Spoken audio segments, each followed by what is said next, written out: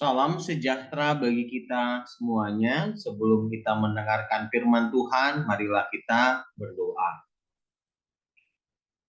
Damai sejahtera Allah yang melampaui segala akal, itulah yang memelihara hati dan pikiranmu di dalam Kristus Yesus Tuhan kita.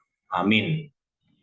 Saudara-saudara yang terkasih di dalam nama Tuhan Yesus Kristus, firman Tuhan bagi kita pada saat ini tertulis dari 1 Korintus pasal 15 ayat 58. Karena itu, saudara-saudaraku yang kekasih, berdirilah teguh, jangan goyah, dan giatlah selalu dalam pekerjaan Tuhan. Sebab kamu tahu bahwa dalam persekutuan dengan Tuhan, jerih payahmu tidak sia-sia. Demikian firman Tuhan. Saudara-saudara yang terkasih di dalam nama Tuhan Yesus Kristus, saat diutus ke dalam dunia, Tuhan Yesus dengan penuh komitmen melakukan kehendak Bapa di sorga. Tuhan Yesus bukan sekedar menjalankan perintah Bapa, tetapi juga didasari oleh visi yang telah diterimanya. Kalau kita baca di Matius 20 ayat 28 dikatakan, Anak manusia datang bukan untuk dilayani, melainkan untuk melayani dan untuk memberikan nyawanya menjadi tebusan bagi banyak orang. Tuhan Yesus mengerjakan visi ini dengan ketaatan penuh dan tak tergoyahkan meskipun harus menghadapi resiko yang besar.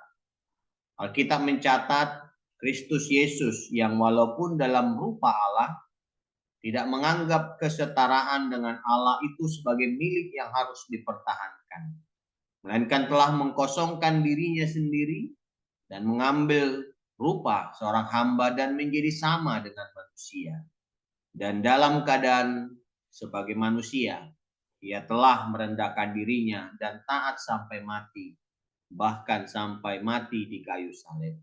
Filipi 2 ayat 5 sampai dengan 8. Oleh karena itu, Paulus memberi nasihat agar setiap orang percaya meneladani Tuhan Yesus yang taat sampai mati di kayu salib. Dalam keadaan apapun, hendaknya kita tetap teguh, tidak goyah, dan semakin giat dalam melayani Tuhan. Nah, kata teguh dalam bahasa aslinya berarti setia. Dalam kesetiaan terkandung komitmen yang tinggi.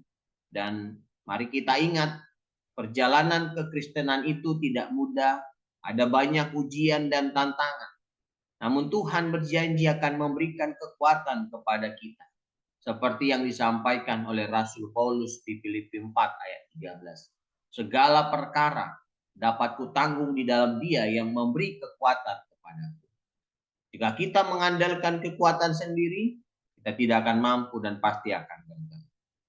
Dan akhir-akhir ini tidak sedikit orang Kristen yang mulai goyah imannya dan tidak lagi giat melayani Tuhan. Ibadahnya kendor, berdoanya pun kendor, pelayanannya kendor, dan sebagainya karena masalah atau penderitaan yang dialami. Namun justru ketika berada dalam ujian, seharusnya kita semakin melekat kepada Tuhan Yesus sebagai pokok anggur, sebab di luar Dia kita tidak dapat berbuat apa-apa.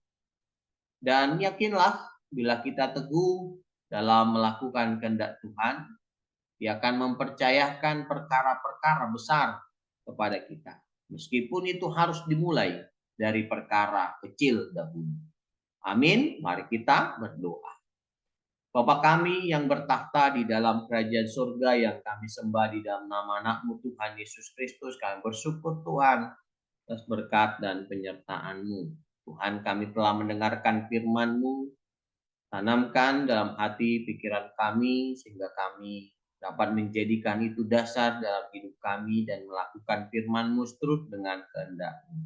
Berkati jemaat-Mu Tuhan, beri kesehatan, panjang umur, hikmat, dan segala apa yang perlu Tuhan yang mencukupkan. Kepada jemaat Tuhan yang sakit, Tuhan juga yang memberikan kesembuhan, yang bergumul Tuhan kuatkan, yang berduka Tuhan hibur. Dan kami mohon padamu Tuhan, lindungi jaga kami, dan ampuni dosa serta kesalahan kami. Dalam nama anak-Mu Tuhan Yesus Kristus, kami berdoa dan mengucap syukur. Amin.